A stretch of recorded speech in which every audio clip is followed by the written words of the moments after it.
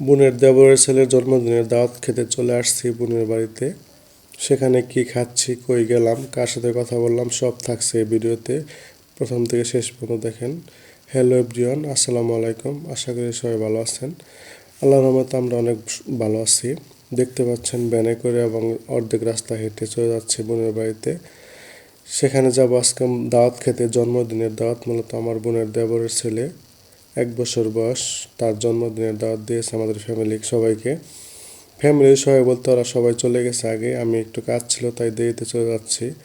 বুঝাই তো, ছেলে মানুষ সবসময় ইচ্ছা করলে যাওয়া যায় না, যে কোনো একটা কাজে ব্যস্ত ছিলাম তাই যাইতে পারিনি, ওদের আগে পাঠিয়ে দিচ্ছি।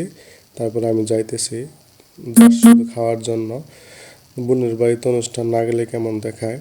টাকা পয়সা বড় বিষয় না, সময় যে নাই এটা কেউ বলবে না, এটা বলবে যে ইচ্ছা করে আসে নাই। তাই যত শত ব্যস্ততার মাঝে চলে আসলাম বোনের কথা রক্ষা করার জন্য। দেখতে পাচ্ছেন আমার ছেলে আসছে, ছেলের মা আসছে, তারপরে আমার আব্বা আসছে, সবাই চলে আসছে আগে, ঘরের মধ্যেই বসে আছে। তো আমি চলে আসলাম, আসার পরে এখানে বোনের সাথে কথা বলতেছি দরজার সামনে দাঁড়িয়ে। তখন আবার আরও আত্মীয় স্বজন আসতেছে, ওদের সাথে কথা বললাম একটু। ওই যে দেখতে পাচ্ছেন একটা বাবু, ওটা হচ্ছে আমার বোনের বাসুরের মেয়ের ছেলে।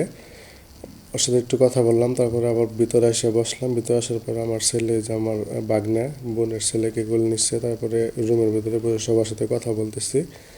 আসলে এক জায়গায় গেলে শুধু খাওয়াটাই বড় বিষয় না, সবার সাথে একত্রিত হওয়া, কথা বলাটা, এটা হচ্ছে বড় আনন্দের বিষয়।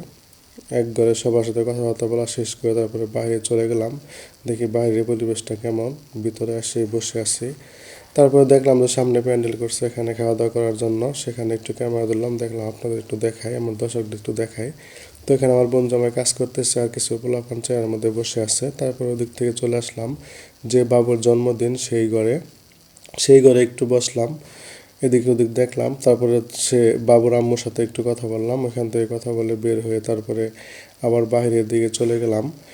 দেখি এখানে রান্না বান্না করে রেখে দিচ্ছে। ওইখানে আবার এই যে বাবুটা এই জন্মদিন, ওই বাবার সাথে একটু কথা বললাম, খুশ গল্প করলাম।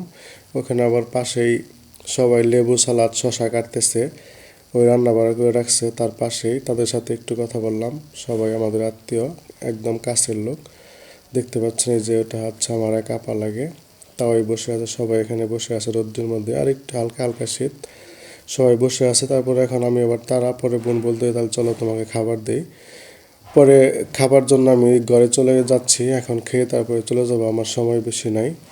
বোন বলে কথা, সবসময় ভাইদের জন্য বোনেরা একটু বেশি করে। যাই হোক, বোন তাড়াহুড়া করে আমার একাই খাওয়ার জন্য ঘরে আইনে আমাকে ডাক দিল, বললো যে তুমি খেয়ে চলে যাও, আর আত্মীয় স্বজন পরে খাবো, তোমার তো কাজ। তাই আমি খেতে বসে পড়লাম সবাইকে রেখেই। কিছু করার নাই, ব্যস্ত মানুষ, কাজও ঠিক রাখতে হবে, আবার দাওয়াতও খাইতে হবে। পোলাও দিয়ে দিল, শশা দিয়ে দিল, তারপরে আবার গরুর মাংস নিয়ে আসলো, সব দিয়ে অনেক মজা করে খাচ্ছি। দাওয়াতের খাবার তো বুঝেনি কেমন হতে পারে, অনেক মজার খাবার, অনেক তৃপ্তি সহকারে মজা করে খাচ্ছি। পোলাও মাংস, গরুর মাংস রান্না করছে এবং পোলাও রান্না করছে, লেবু শসা সব দিয়ে খাচ্ছি। মাংস অনেক মজা হয়েছিল। যাই হোক, অনেক মজা করে খেয়ে শেষ করলাম লেবু সালাদ শসা দিয়ে। তারপরে দই নিয়ে আসলো, এটা হচ্ছে ইন্দুটির দই।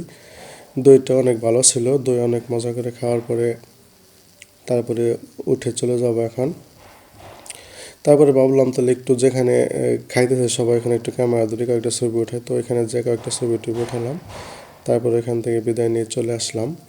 তো আজ পর্যন্ত, সবাই ভালো থাকবেন, সুস্থ থাকবেন। আল্লাহ হাফেজ, আসসালামু আলাইকুম।